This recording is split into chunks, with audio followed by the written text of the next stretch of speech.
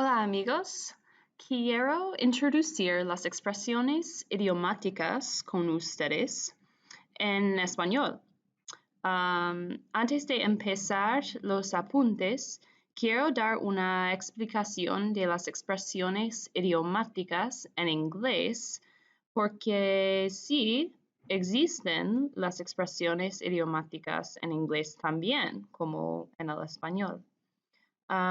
Probablemente existen en todos los idiomas del mundo. Ok, so quiero que escuches a esta lección corta de las expresiones idiomáticas en inglés y entonces voy a darles ejemplos en español en el paquete también. Vamos a ver, vamos a empezar con un video aquí. An idiom is an expression that takes on a figurative meaning when certain words are combined, which is different from the literal definition of the individual words. For example, let's say I said, "Don't worry, driving out to your house is a piece of cake." We would understand that the expression piece of cake means that it's easy. Normally, we obviously wouldn't associate the word cake when it is on its own as anything other than dessert. But in this context, it's a well-known idiom. There are tens of thousands of idioms used in the English language. As we can probably understand, idioms are difficult for people whose first language is not English. Actually, even native English speakers in the motherland of England have a hard time with American idioms. Americans know them because they're common expressions. We're used to hearing them in our homes, at school, and in our favorite television programs. Sometimes American idioms make their way around the world, and sometimes an expression doesn't even make it out of a particular state. Here are a few of the most commonly used idioms in the United States, and likely their origins. Note that these origins may be in dispute. Okay, so I'm going to give you some examples that I'm sure you have heard before. This video gives some sort of old-fashioned examples, and chances are some of them you've never heard before. So I'm going to give you my own examples. Something like to be on the fence. For example, someone asks you if you can go to the game this weekend, and you say, I'm on the fence, meaning you haven't decided yet. That's an example of an idiomatic expression in English. Keeping your fingers crossed, like you're hoping something happens, you're keeping your fingers crossed. To be the apple of somebody's eye, like you're interested in that person, so they're the apple of your eye.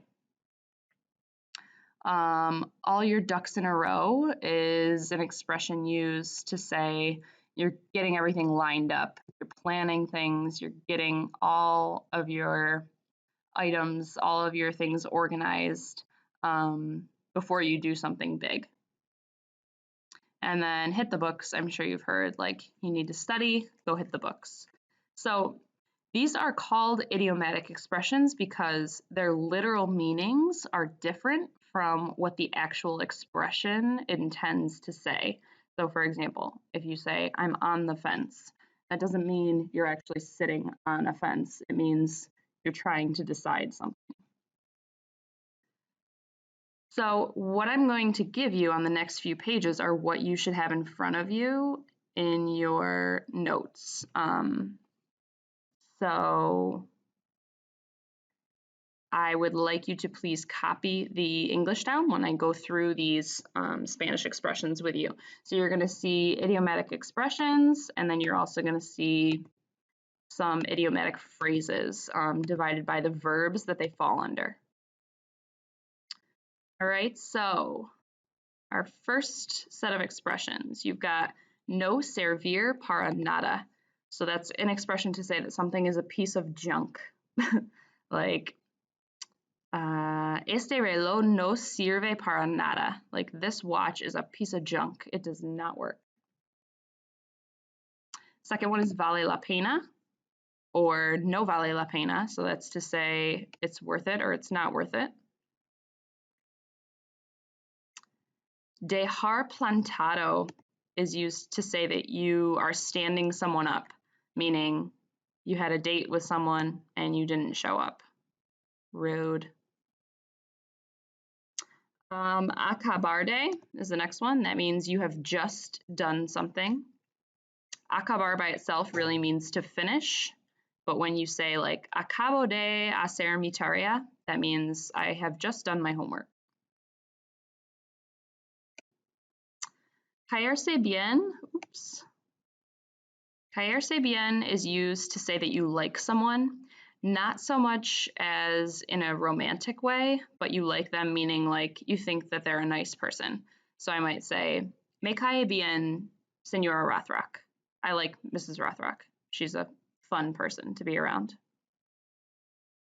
Llevarse bien is to get along well with someone. So you can also say llevarse mal, to get along poorly with someone. De ninguna manera is in no way. That's something like, I feel like your parents would say, in no way are you going to that soccer game if you don't clean your room. A ver is the next one. It means let's see. Además de is as well as or besides. De repente, suddenly. De repente, I think you've definitely seen before. Por lo menos is at least. Me da igual is like saying whatever, it's all the same to me, it doesn't matter to me. No me importa is similar, it means I don't care. Otra vez means one more time. De nuevo is again. En serio, seriously. No pasa nada is a way of saying it's okay. And vale, another way of saying okay. Ojalá means I hope or I wish. And then claro, yes, of course, or clearly.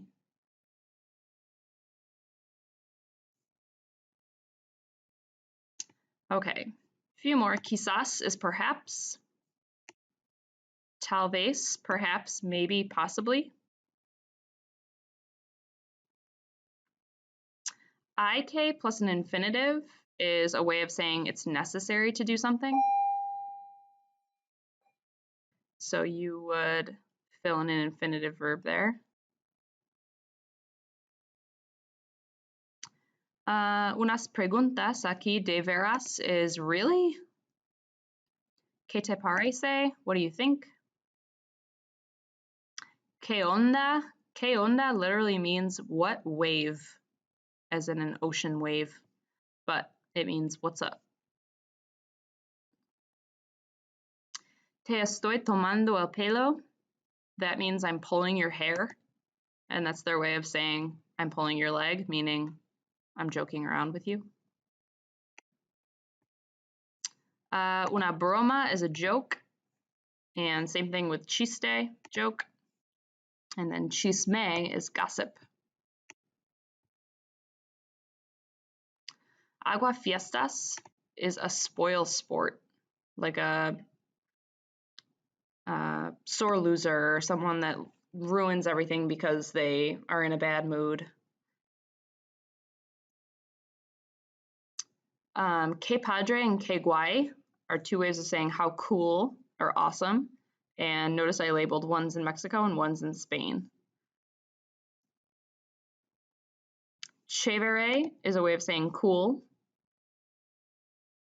Que cara is like saying what nerve that person has. Que cara, what face is literally what it means. And then me suena is a way of saying it rings a bell or it sounds familiar. And that comes from the verb sonar, which means to ring. So literally you're saying it rings me.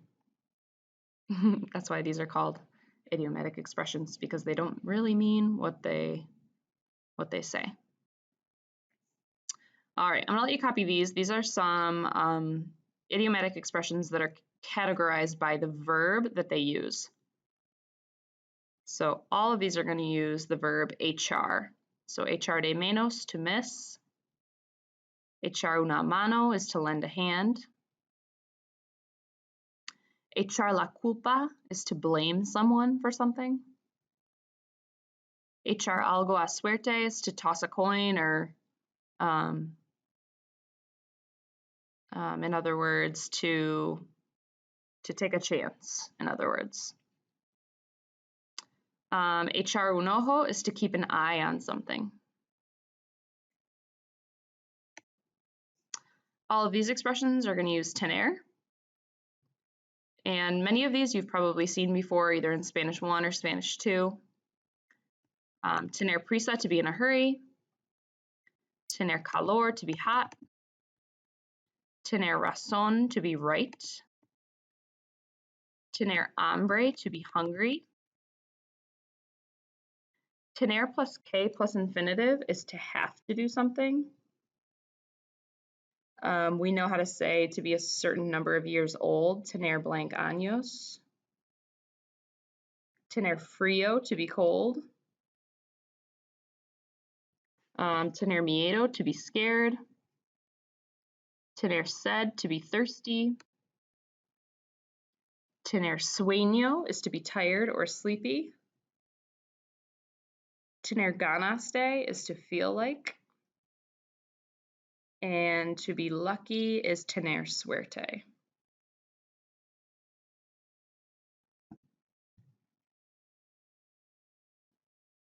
Okay, the verb quedar.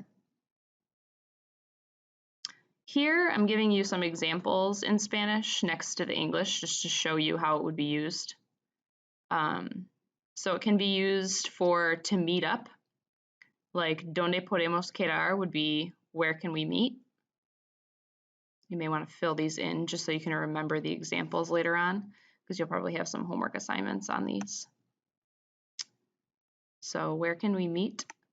To end up or to be left a certain way. So your first example says, miles de familias quedaron sin hogar. So that says thousands of families were left without a home. And then the second example, ella se quedó rica. She ended up being rich. So it can be used in either of those ways. It can be used to say you're staying somewhere or remaining somewhere. So voy a quedarme en casa esta noche. I'm going to stay home tonight. Or nos quedamos al hotel. We're staying at a hotel. So notice here you're using pronouns, quedarme and nos. So that verb is quedarse. And then to have left, meaning to have extra. So the first one, no queda café, there's no coffee left. Or no quedan entradas, there's no tickets left. Notice here you're using either queda or quedan based on whatever the object is. So coffee is singular, we use queda. Tickets, entradas, are plural, so we use quedan.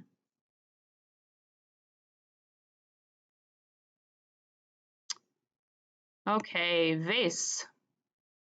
So en vez de is instead of. A la vez is at the time. Cada vez, every time. Otra vez, another time. And then una y otra vez, time and time again. Those are pretty simple. Okay, llevar. Same thing here, you probably want to write these examples down in English. So the first one, to take someone or something. So to physically bring someone or something to a place. So the first one, llevo mi amiga a la fiesta. So I'm bringing my friend to the party, meaning I'm giving her a ride or I'm walking her there. And then ella lleva la mochila a clase. She is bringing or taking the book.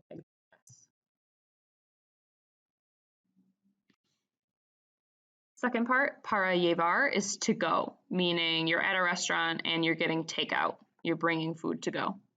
So when they ask you if you want it for here or to go, they'll say para aquí or para llevar.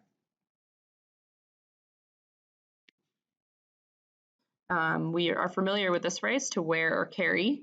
So if you say no llevo dinero, you're saying I don't have any cash, I don't have any money on me. Lleva sus pantalones blancos. She's wearing her white pants. And it can also be used to say that you have been a certain way for a period of time. So this one says, está muy enferma y lleva una semana en la cama. So literally that says she's very sick and she carries a week in bed. But what it means is she's been in bed for a week. And then cuánto tiempo llevas aquí is like saying how much time have you been here?